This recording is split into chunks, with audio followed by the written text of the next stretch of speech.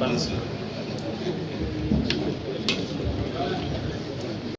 la cause du peuple. Mais je voudrais surtout ici saluer tous les leaders et militants présents. Saluer le président Moustapha Niasse qui a accepté de se déplacer alors qu'il aurait pu envoyer quelqu'un. Saluer ma grande sœur Aminata Mbengue Ndiaye qui également a accepté de se déplacer. Elle aurait pu envoyer quelqu'un et je voudrais vraiment les remercier très chaleureusement. Remercier également tous les militants présents, toutes les militantes présentes.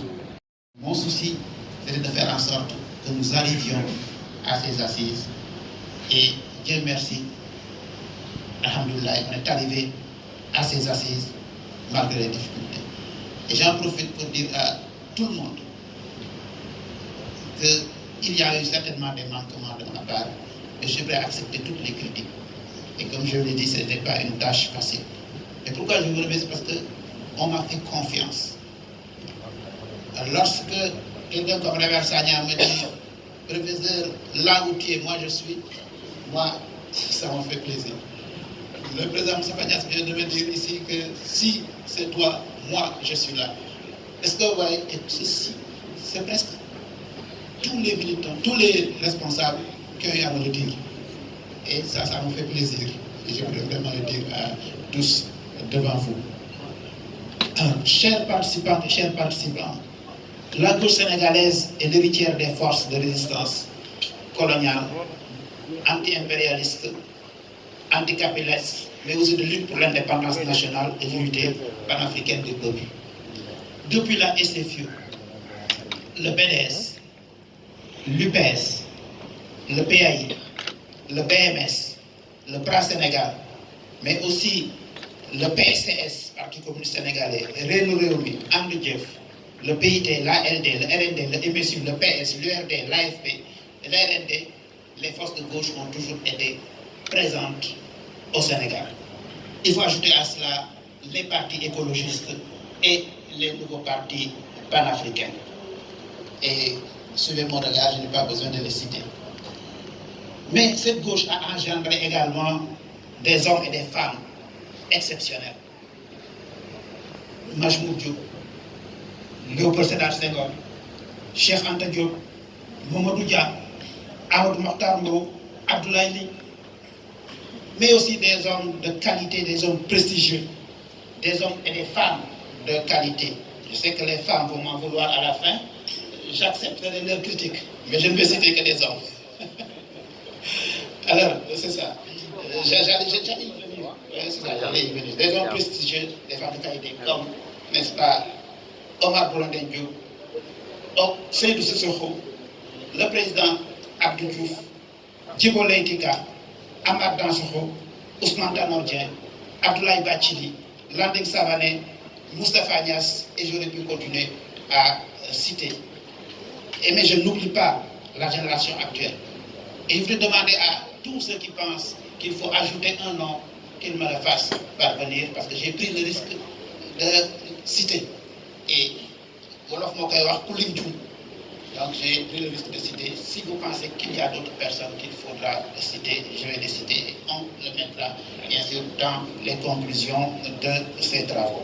Alors nous sommes donc, mesdames et messieurs, les héritiers et les héritières de toutes ces organisations et de tous ces hommes.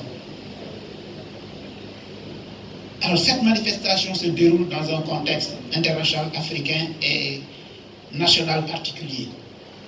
Le contexte international est favorable en réalité à l'unification des forces de gauche. En effet, le monde est travaillé par une multitude de crises sanitaires, sécuritaires, énergétiques, climatiques, alimentaires et même morales. Ces crises entraînent des tensions, du désordre et installent un climat de désarroi. Tout cela sur fond d'une crise du capitalisme avec l'effondrement du système néolibéral et l'émergence de nouvelles puissances comme les BRICS d'une part et d'autre part d'une crise de la démocratie représentative et aussi l'épuisement du système néocolonial, notamment français. Alors ce contexte particulier favorise l'émergence de forces obscurantistes, introduisant une nouvelle donne, terrorisme, fondamentalisme religieux, jusqu'en Afrique au sud du Sahara, au Nigeria, au Niger, Burkina, et parallèlement une montée du nationalisme populiste et de l'extrême droite un peu partout dans le monde. Mais il faut ajouter également à ce contexte la recrudescence des coups d'État militaires, notamment en Afrique de l'Ouest. Et le dernier en date, c'est le coup d'État au Niger. Malgré tout, la résurgence de régimes de gauche, sociodémocrates, socialistes ou nationalistes, notamment en Amérique latine, Brésil, Venezuela, Bolivie, Argentine, Pérou, etc., mais aussi dans d'autres pays, constitue une lueur d'espoir dans ce contexte assez sombre. Et on constate dans ces pays, mais aussi chez nous, j'y reviendrai, qu'il y a un besoin pressant de gauche. Il faut ajouter à cela la pandémie du Covid-19 et la guerre Russie-Ukraine avec leurs conséquences désastreuses sur l'économie mondiale. Inflation, pénurie de produits de première nécessité, paupérisation des populations, particulièrement celles du Sud. Quant au contexte national, il est aussi favorable à l'unification des forces de gauche, malgré le fait que notre pays soit traversé par des lignes de fracture, qui, si on y prend garde, risquent de remettre en cause les fondements de notre société et de notre commun vouloir de vie commune. En effet, le Sénégal est confronté à de nombreuses menaces externes comme internes. Au plan externe, il s'agit de menaces sur la sécurité du pays, du fait de l'instabilité de nos voisins, du terrorisme qui est à nos portes et de la criminalité transfrontalière, trafic d'armes, drogue, d'êtres humains, etc. Mais aussi de menaces de déstabilisation avec les convoitises nées de la découverte du pétrole et du gaz. Toujours au plan interne, l'émergence de nouvelles forces prônant une opposition radicale avec des méthodes peu conventionnelles et usant de violence en exacerbant le rapport de force en vue d'imposer leur vue et leur agenda constitue également une nouvelle donne qui mérite d'être analysée dans nos travaux. Alors tout cela, mis ensemble, constitue une menace grave, non seulement sur la démocratie et la République, qui sont des acquis de la lutte du peuple sénégalais, mais aussi sur la paix civile, la stabilité du pays et le pacte social sénégalais, c'est-à-dire la coexistence pacifique des religions, des conflits et des ethnies, mais également le respect des institutions et de la République. Alors, chers participantes et chers participants, les assises se tiennent également dans un contexte préélectoral particulier. Le président sortant ne sera pas candidat à sa propre élection. On va assister à des élections ouvertes et les forces de gauche ne peuvent pas être spectatrices.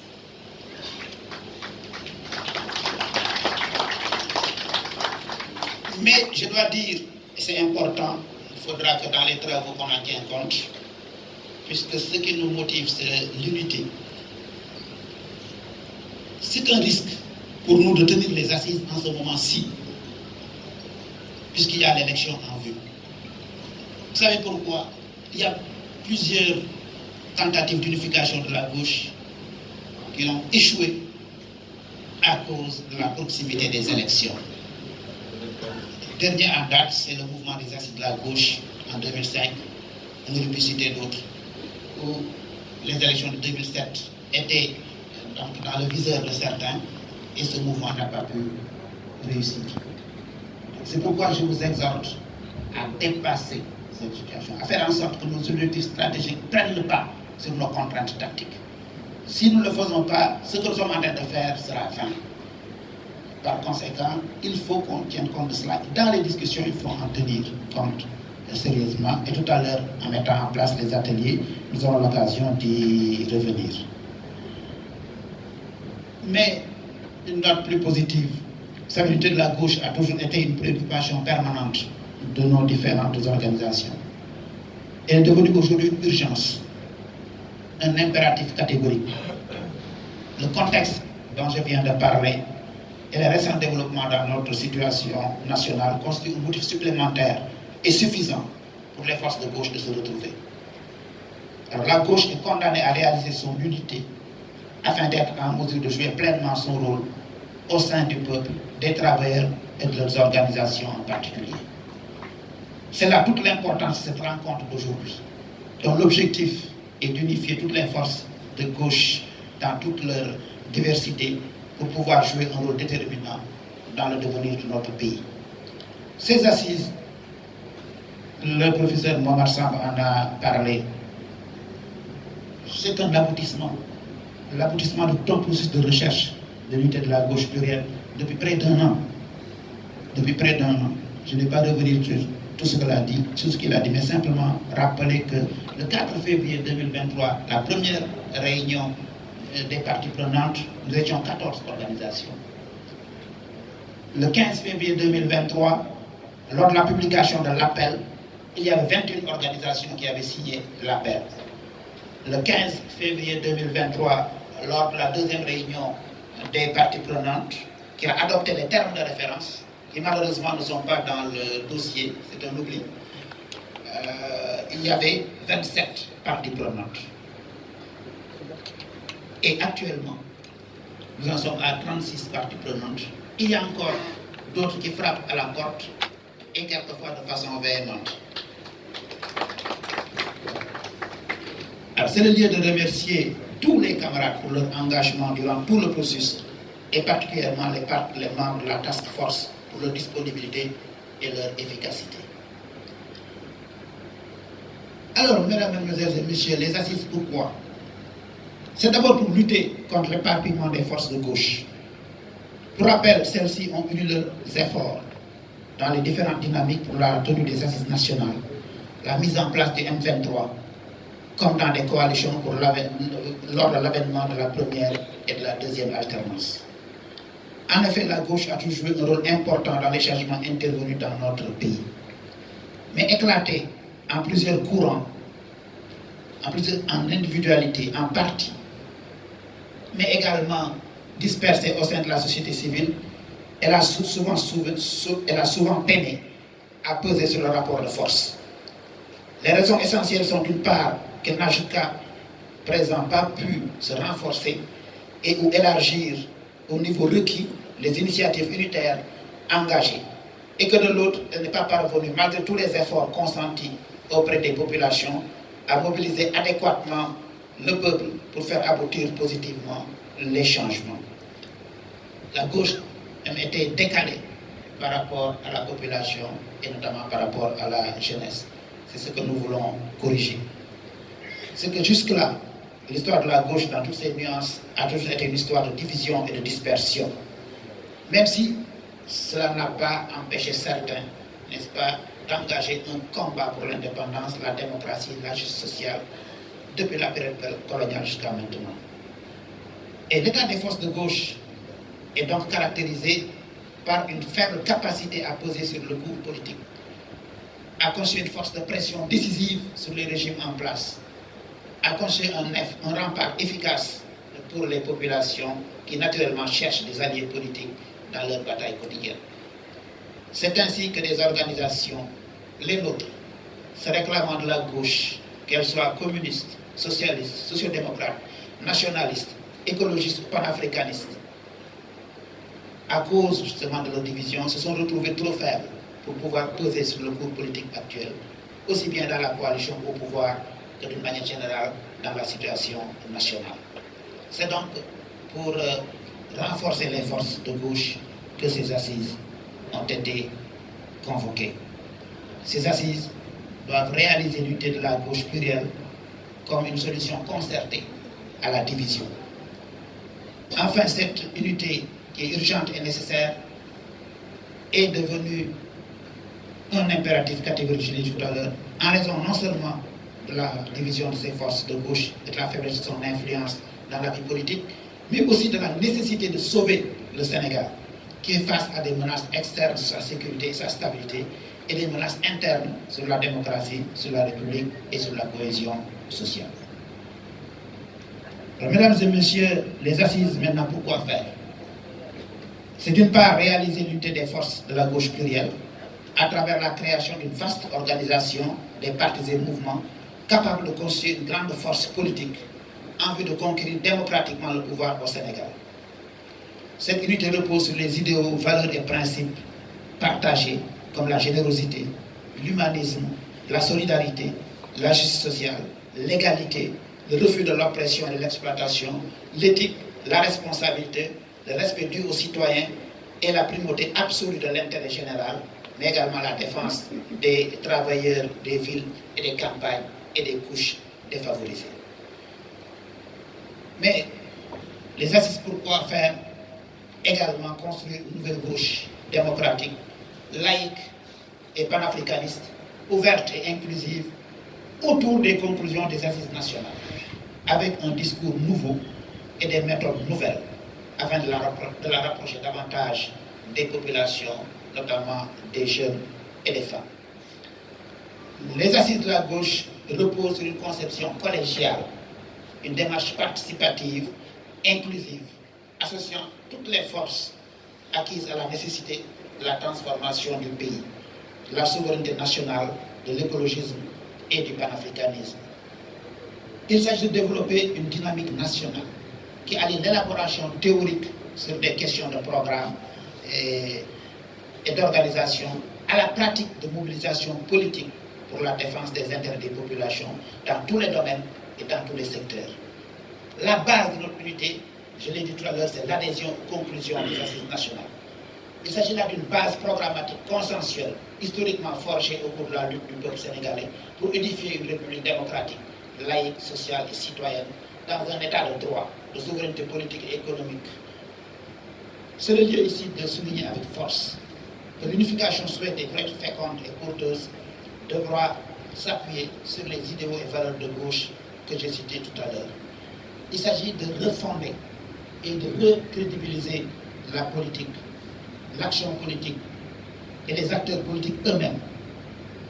Il importe plus que jamais de mettre au cœur de la politique l'éthique, la responsabilité, le respect dû aux citoyens et la primauté absolue de l'intérêt général et de l'intérêt du peuple. Il s'agit aussi de partir de la maîtrise de la spécificité de nos réalités au Sénégal et en Afrique, de nous approprier l'identité et le génie culturel créateur de notre peuple, d'assurer la liaison avec les masses, la liaison avec la nouvelle conscience militante et l'action transformatrice sur le terrain à travers les luttes et les solidarités actives à l'échelle du monde contre toute forme de domination. Voilà autant d'exigences pour un nouveau militantisme, un nouvel humanisme pleinement assumé dans la solidarité et l'égalité la plus complète en tant qu'alternative à la crise globale de la civilisation charriée par le néolibéralisme mondialisé. La nécessité d'aller de l'avant dans l'édification d'une force de gauche nationalement implantée et représentative des forces laborieuses du pays est à prendre en charge parallèlement à l'action d'unité la plus large possible, notamment avec toutes les forces acquises aux conclusions des assises nationales. Au total, nous voulons une nouvelle gauche moderne, ouverte, qui n'est ni sectaire ni dogmatique, qui allie réflexion théorique et mobilisation populaire et qui soit capable de proposer des solutions que requiert notre pays. Cette gauche doit ouvrir les yeux sur les problèmes cruciaux du pays et les changements dans le monde, tout en mettant en avant nos principes et nos valeurs. Mais nous voulons aussi qu'elle soit une gauche attractive, porteuse d'un projet alternatif au libéralisme et au néolibéralisme, mais aussi audacieuse dans la lutte pour la transformation sociale et l'émancipation nationale et sociale. Une gauche qui met au cœur de son projet la promotion des jeunes et l'émancipation des femmes. J'en profite d'ailleurs pour dire que ce que nous sommes en train de faire, c'est en réalité pour la jeunesse. Et les jeunes militants des différents partis de gauche, il faut vous préparer à prendre la relève. Et nous allons vous mettre en avant dans le combat.